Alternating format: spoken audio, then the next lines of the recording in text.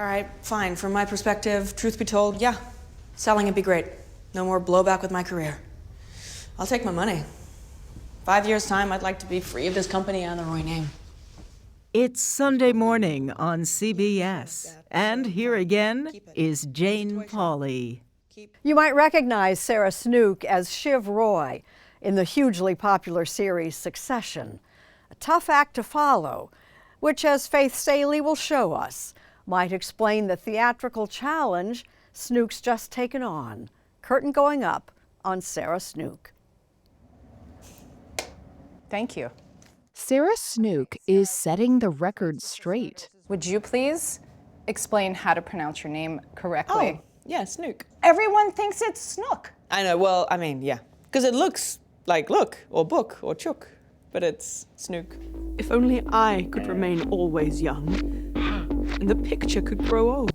On Broadway this spring, she's neither Snook nor Snook, but 26 completely different people. I would give my soul for that. The 37-year-old Australian is chameleonic in Oscar Wilde's The Picture of Dorian Gray. A portrait like this would set you far above all the young artists of England. I know you will laugh at me, replied Basil Hallward, but I really can't exhibit it. Changing accents, wigs, and gender to tell the story of a man who makes a spiritual bargain to appear eternally young, while his portrait reflects the hideousness of his actions.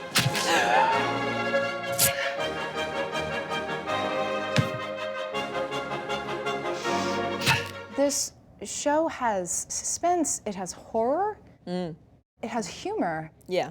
and it also has a lot of hurt. People don't often credit Oscar Wilde with something heartfelt. Yeah, it's a lot of pathos. Sarah Snook for Picture of Dorian Gray. It's a performance for which she won an Olivier, the British Theatre Award, during the show's run in London's West End. I think there's a lot of empathy for the human condition. I think, seeing the soul as a real thing and as a part of your body, personality, spiritual makeup that one might need to protect and look after. Oscar Wilde published the story, his only novel, in 1890.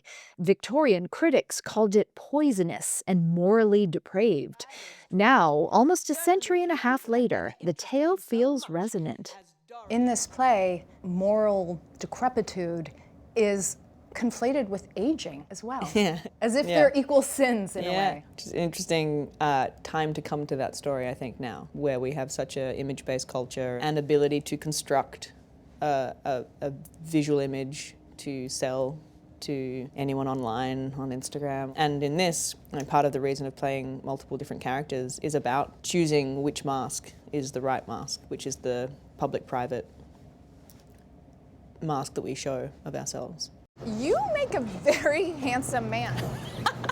And I just saw the image of me as Lord Henry up there. Yeah. And was like, that'll be a really interesting experience for people to walk past and go, oh, that's Shiv from Succession. What the heck? She got a moustache on. That recognition is something Snook is finally used to.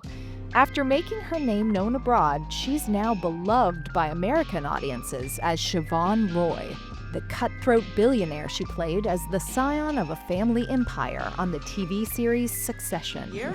A squalid little backroom deal. He blackmailed you, didn't he? Shiv. No. If he takes over, I'll sell my shares. The saltiness of her Shiv garnered Snook legions of fans and several awards. You originally didn't want to audition for Shiv because you said you couldn't relate to her being beautiful and wealthy. Yeah, there was nothing in myself that I could see as reflective or accessible in that character. Like Dorian Gray, Shiv is an anti-hero, and Snook's been drawn to those complicated characters for a long time. I watched a ton of Disney films when I was a kid, and all I wanted to be was Ursula and Scar, all the villains, all the people who had more complexity to why they were that in the first place. Snook discovered that complexity for herself during one of her first acting gigs back home in Adelaide. I used to do fairy parties, yeah. It was such a good training ground because kids, man, they tell you if they're not interested. Were you heckled? Yeah, like fly. Let me see you fly, come on. Why can't you fly? Show us. The reason I will not exhibit Dorian Gray's picture is that I am afraid that I have shown in it the secret of my own soul. I arrived at drama school at the National Institute of Dramatic Art the year that Sarah had just left. Can I do one thing with you first? Kip Williams is the director and adapter of Dorian Gray.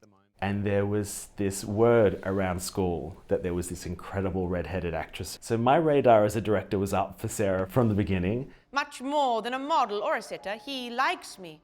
Williams knew that he wanted to collaborate with Snook and felt that a single actor could embody all the facets of Wilde's legendary work. Oscar Wilde talks about this notion that life is one grand act of theatre, and that people are always in a form of performance where they are either revealing or concealing parts of themselves. So the form of this piece, one performer playing all of these 26 characters, is an expression of that idea. It is with technology that Williams illuminates humanity. He calls it cinetheater, combining live performance with cameras, large screens, and pre-recorded videos. I had intended never to enter your house again, Gray, but you said it was a matter of life and death. Yes, it is a matter of life and death, Alan. Is it fair to call this a one-woman show? I think it is definitely a one-person show, but it is also paradoxically an ensemble piece. The camera team and the crew are kind of like her co-performers.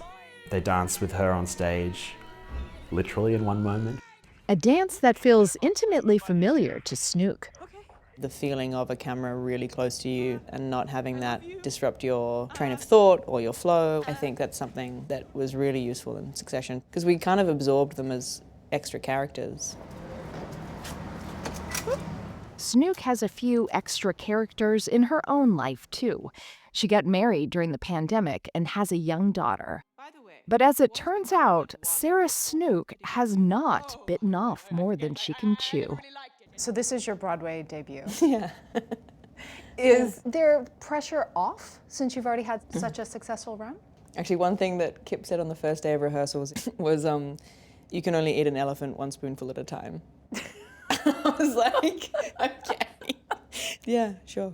Okay, I'll do it that way. Do you think you've eaten the whole thing by now? No, now I've got to eat the Broadway part of the elephant.